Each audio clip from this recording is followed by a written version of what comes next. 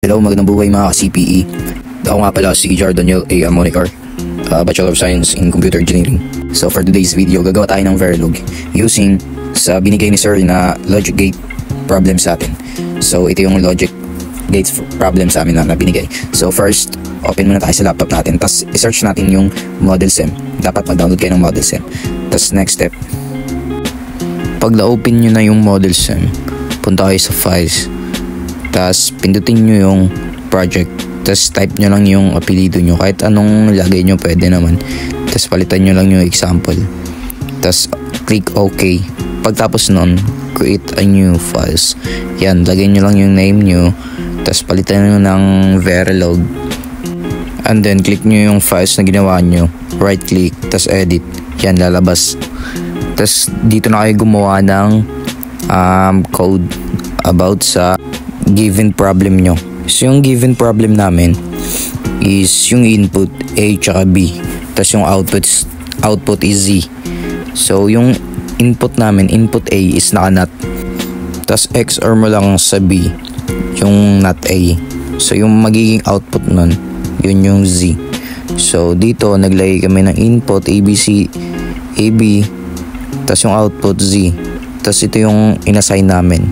Z equals not A XOR to B. So pagkatapos nyan, end module nyo na. Tapos save nyo na. Pagtapos nyo i-save, pindutin nyo yung files na sinave nyo. Tapos right click. Tapos compile selected. Pag lumabas na successful, yun, tama yung ginawa nyong code. Tapos punta kayo sa view. Tapos library, hanapin nyo yung work. Kasi doon nakasave yung ano natin, ginawa natin, work. Tapos pindutin mo yung naka-plus sign. Yung naka-plus sign, yun yung pindutin mo. Tapos loob ng plus sign, meron doon. Hanapin nyo yung module na ginawa nyo doon sa program. Kung anong pangalan ng module nyo. So ginawa ko dito is Only Dream yung pangalan. Tapos pag pindot nyo, ito yung lalabas. Yun, tas drag mo yung A, B, tsaka Z dito sa wave. Tas pagkatapos yun, palitan nyo lang ng mga number. I mean input 1 or 0. So pinalitan ko ng parehas 1.